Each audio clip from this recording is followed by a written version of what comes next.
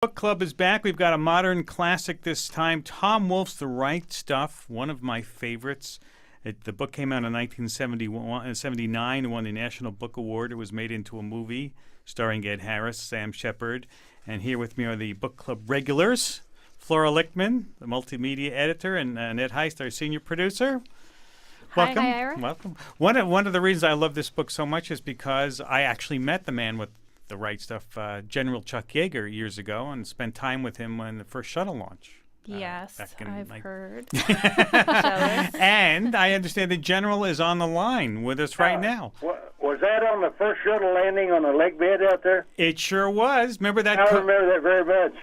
Y'all were hyping about how great it was to land on a lake bed. And I said, hell, we've been landing on this lake bed for 50 years. There we were on our little card table, and I remember the Secretary of the Air Force driving by to shake hands with you, and we had a great time. Yeah, it was fun. Let's talk about what has happened in those years, and about The Right Stuff. How much did the book get you as a real person, your personality and who you are? I think it did a good job. When they wrote the book, you know, that clarified a lot of stuff that came out in the movie, and it was fun doing it. And I think, like Sam Shepard, he was a perfect guy to portray me. It worked out pretty good. How do you define the right stuff? What does that term mean to you? Nothing. That answer your question? I guess if you have the right stuff, that term means nothing. Well, basically, that's just a phrase that Tom Wolfe coined that sold books, and that's about as simple as you can put it. Mm-hmm. It's 65 years this year since you broke the sound barrier. Boy, that time must have flown by very quickly for you. Yeah, it was. I did on the anniversary. I went over to Nellis Air Force Base in Las Vegas and borrowed an F-15 from them, and came back to Edwards and boomed the place and to commemorate the anniversary. So I still fly quite a bit. General Yeager, this is Annette Heist. I'm senior producer for Science Friday, and I want to ask you about a part in the book. Tom Wolfe describes how every airline pilot in America sounds the same when they come over the intercom, when you're sitting on the plane, a particular draw, a particular folksiness. And he says that they've all gotten that voice from you. Is that true? Well, I don't know. Tom Wolfe says it is. I didn't. No, it's basically a lot of the pilots out there at Edwards, test pilots mainly, kind of pick up the down-home phrase, you know, like I was raised at Sephora, Pahar. They had to pipe daylight to me in West Virginia. So I don't speak the King's language very good. What do you think about the way pilots don't fly planes these days? I mean, we now have drones. The pilots sit at joysticks. Hey, that's technology. You know, 50, 60 years ago, we just used 50 caliber bullets. Like I flew Mustangs in World War II against the Germans, and basically it's a matter of progress. And today, everything is done in airplanes is done with missiles, and it takes all the training away and makes it pretty easy to shoot a guy down in front of you. Our number is 1-800-989-8255. We're talking about Tom Wolfe's book on our book club, The Right Stuff, and we're talking about the man who is the star of the Right Stuff, General Chuck Yeager. What are you going to continue to fly, General, and keep going on and continue to fly, or do you think of retiring anytime soon? No, I still fly, and I'll be here in another couple of months. I'll be 90 years old, but basically I don't have any problem passing the physical. So, how much time did Tom Wolfe spend with you for this book? How much time did Tom Wolfe spend with you for the book? Tom, quite a bit, really. When we got into the technical stuff, where I had an accident spinning an airplane in and bailing out of it, it was hard to make him understand really what you have to go through to to bail out of an airplane, and he's not a technical guy, but he's a very good writer. Yeah, that part appears I think it's the last chapter. He closes the book with that amazing scene. It sounds terrifying. I knew you were coming on today, so I knew what happened, that you're obviously alive, but my heart was pounding. Well, basically, you got to expect things like that. I bailed out 3 times now, got shot down, and then had a problem when I re-entered the atmosphere above 100,000 feet with the NF-104. And those are the things that you have to train yourself, and also know your equipment, like your ejection seats, your pressure suits, and things like that. And I didn't just jump in an airplane, take off, fly. I tell you, I knew exactly what I was doing. This is Science Friday from NPR. I'm Ira Plato with Annette Heist and Flora Lichtman, talking with General Chuck Yeager, who 65 years ago broke the sound barrier. You, according to the book and according to history, you had to keep that secret, did you not? The Air Force didn't release the fact that we had exceeded the speed of sound, for a few months. And basically, that was good, because what it did, it let us develop flying tails on our fighters.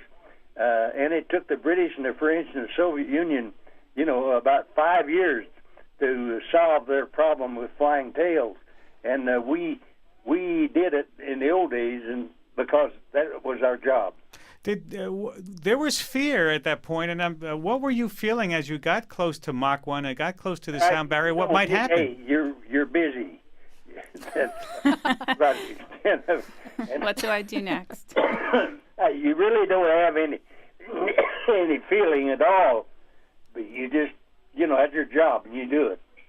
Mm-hmm. And you did it very well. And were you disappointed about not getting the acclaim you might have had if you done something like this today or years ago? No, basically what I was doing, there's one word it's described. That's duty. I was a military pilot. I had a job to do, and I did it. And they blow a lot of the crap out of shape today, like on a NASA program.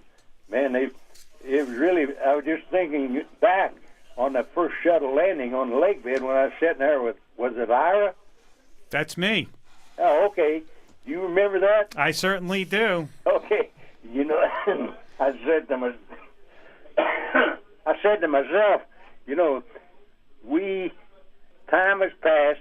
I wonder how many trillions of dollars NASA has wasted since that first landing. That's my attitude. Still your attitude? Has NASA wasted a lot of money, do you think? Yes, a lot of money. Because? Well, it was easy. Yeah. Like I think the last 3 guys that walked on the moon, it was a waste of money.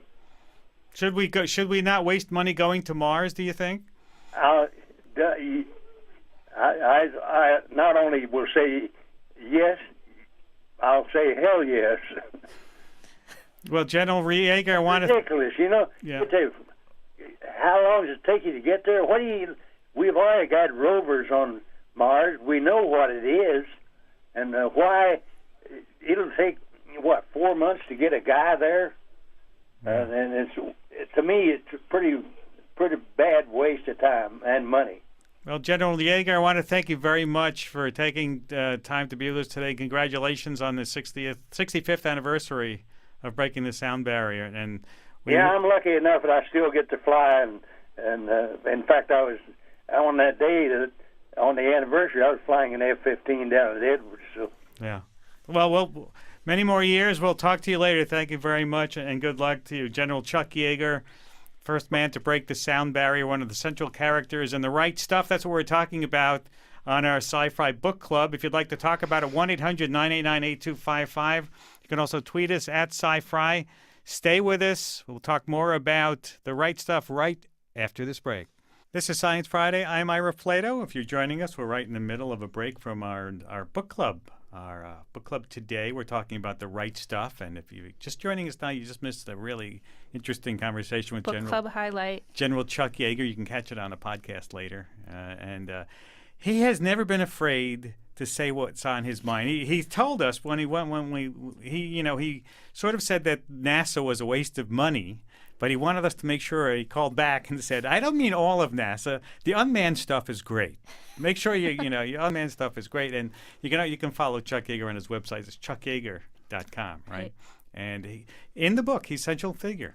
He is. Well, how cool to have one of the characters from the book you're reading at your book club. I feel overwhelmed. He is a man of few words, but when he says them, he says them. Right? Well, I liked that part about the right stuff. What does the right stuff mean to him? Nothing. I mean, the thing that seems to me brilliant about Tom Wolfe's book is the way he constructs it. So he opens it up and he's like, I'm curious, what makes, an astronaut an astronaut? And then he says, no one will talk about it. He says, this quality, this it, was never named. It wasn't talked about in any way. That's from the book. And then, of course, you feel privy to this secret club where Tom Wolfe tells you what it is, what the right stuff is. In a lot of different ways, he tells you what the right stuff is. I think there are a lot of ways to interpret that. And I thought that was one of the most interesting parts about the book. How so? Well, for the Mercury 7, the right stuff was be a man, be a white man, be patriotic, at least have that appearance that you were family-oriented, happily married, and toe the line is the right stuff in a lot of ways. Yeah, to be an astronaut. Yes, to be an astronaut. Which was different from what Chuck Yeager was doing. A flyer. A pilot. A pilot. Yeah. A pilot. Pilot is not spam in a can. Monkeys can't do what pilots do. The fight about just putting a window in the space capsule because pilots should see something. Right. The very first Mercury capsule had no window. Yeah. Can you imagine going up? I can't imagine going up with a window. Right. Spending 6 hours like Alan Shepard did, waiting to get launched. I love in a phone booth. The insight that Tom Wolfe gives us into the minds of the astronauts when they're waiting on the launch pad to go, to get popped off like the top of a champagne bottle, the cork, and you can only imagine the fear. And he's no, really, they're thinking about I really need to use the bathroom, or one of them fell asleep. It's just this amazing look inside the capsule, makes you feel like you're in there. And he has such detail in the book that you wonder if Tom Wolfe was really actually in some of the situations. He says you were reading before a spot about the someone's face in such detail. Right. How could he have been there? Tom, this is a part of the book where John Glenn is meeting Joe Kennedy, the father of President Kennedy, in the White House, and Joe Kennedy had a stroke, and Tom Wolfe is describing this. And he's describing Joe Kennedy's face, and he says that his eyebrow is curling down over his eye the way it does when you're really bawling, and the tears are streaming out of the crevice where his eyebrow and his eye and his nose come together, and one of his nostrils is quivering, and his lips are writhing and contorting on that side, and his chin is all pulled up and pitted and trembling. And it seems like you could only write that if you were standing right there looking at the man, but he wasn't there, so this is the style of the book. It's literary journalism, the new journalism, where he uses these literary techniques but tells a fact-based story. Yeah, it's interesting to read because there are no quotes. Unless they come from speeches. Yeah. It's all sort of through the lens of the Tom Wolfe lens. It's such great storytelling. It's great. It seems like he's there in every scene. Yeah.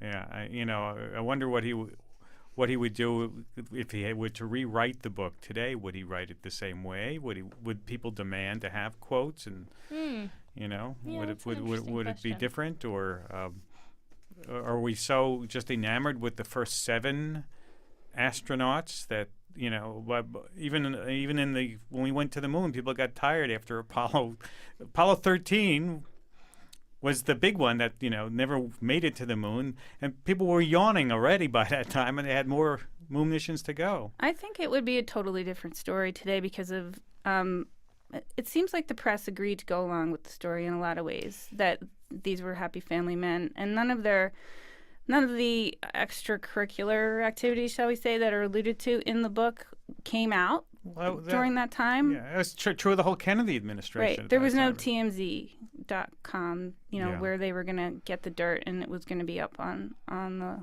And that's an internet. interesting question. Could these astronauts have remained as squeaky clean as they were? Although we did see in the book the bars they went to, the things that they did in their spare time that showed a little bit of the other side. Yeah, for their some of lives. them. Yeah, for some of them.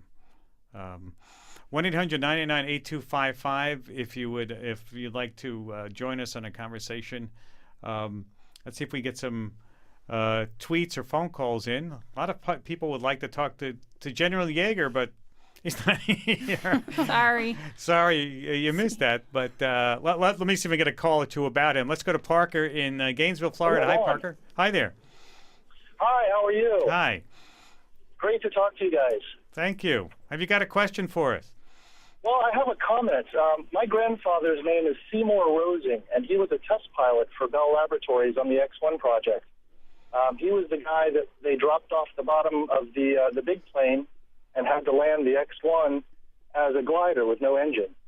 Later on in the process, a gentleman named Slick Goodwin, who was the lead pilot for Bell Laboratories, was flying the X-1 in a test, and as he passed over the area where all the scientists were, they heard a loud bang, but no one really knew what it was.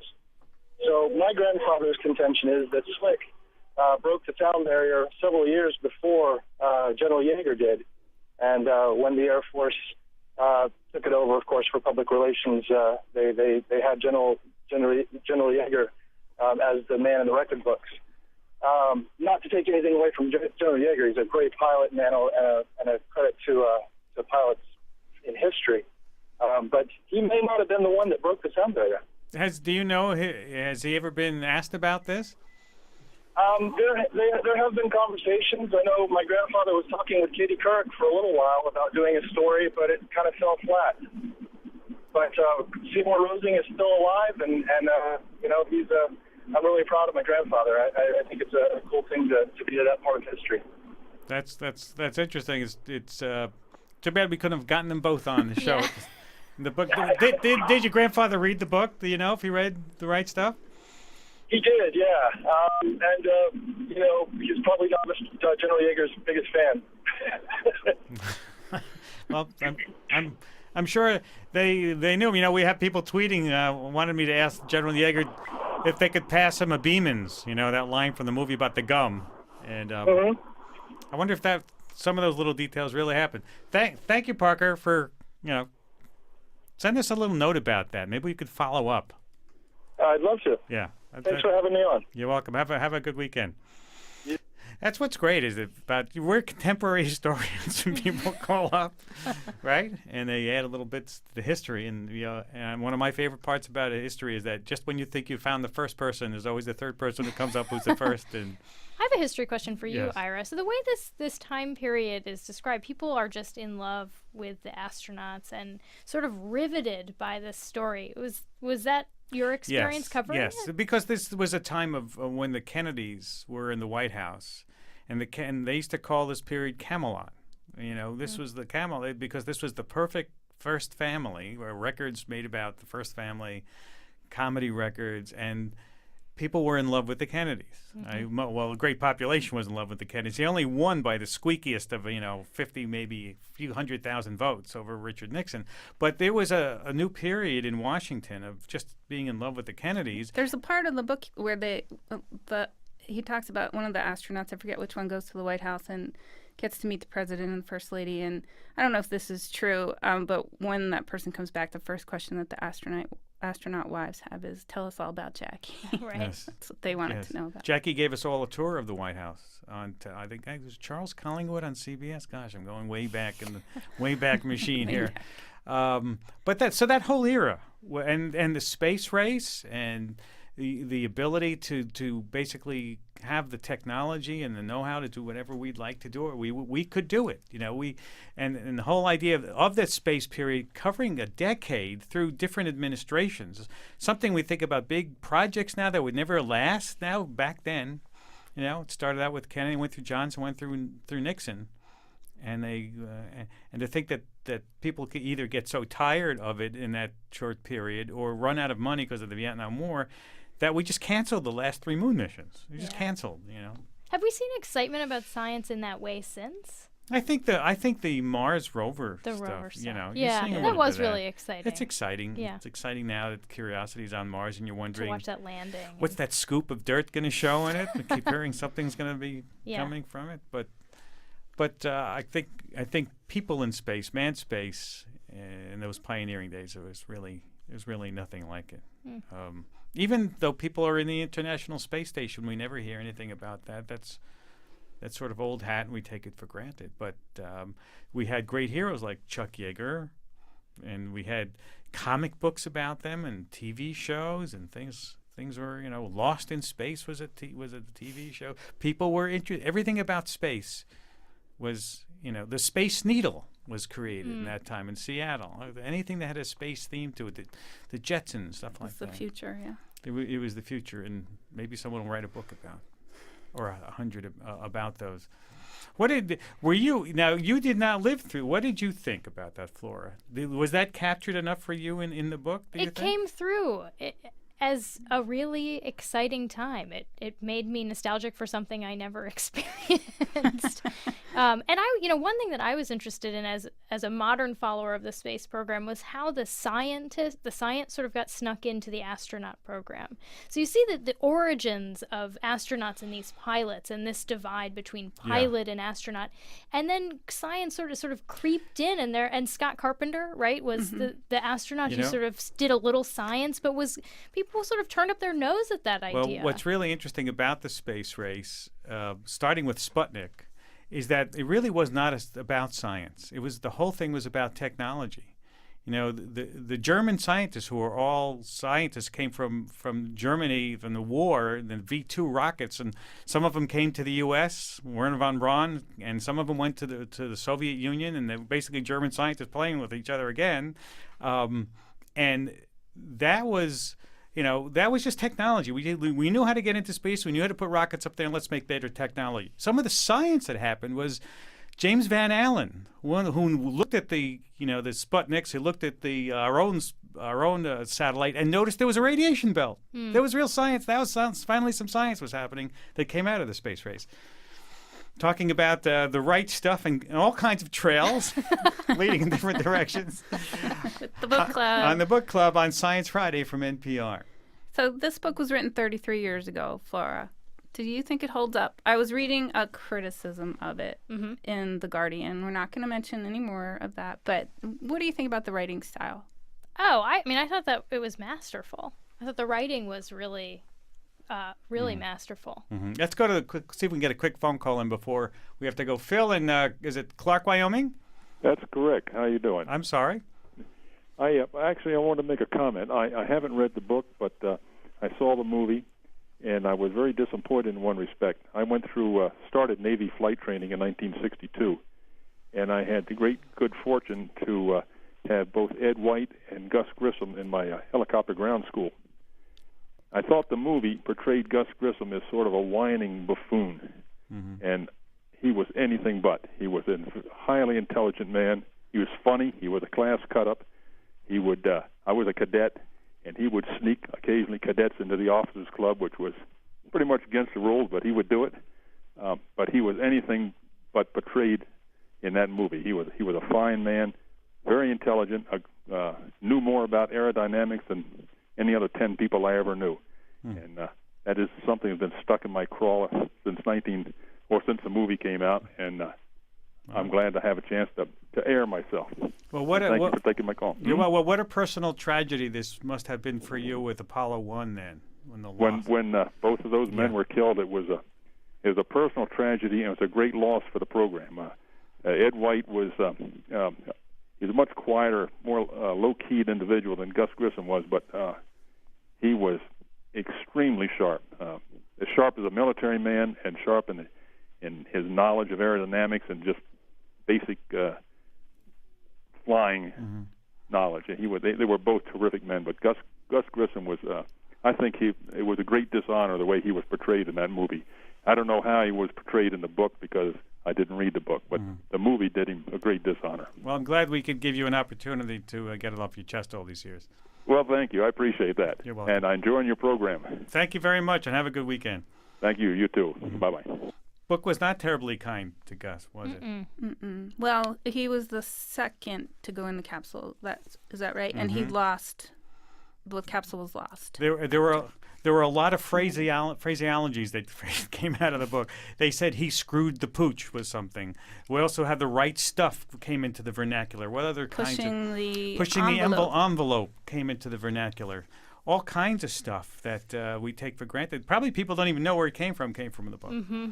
Right. Have we got a choice for our next book club? Not yet. Send your submissions. Comment on our page.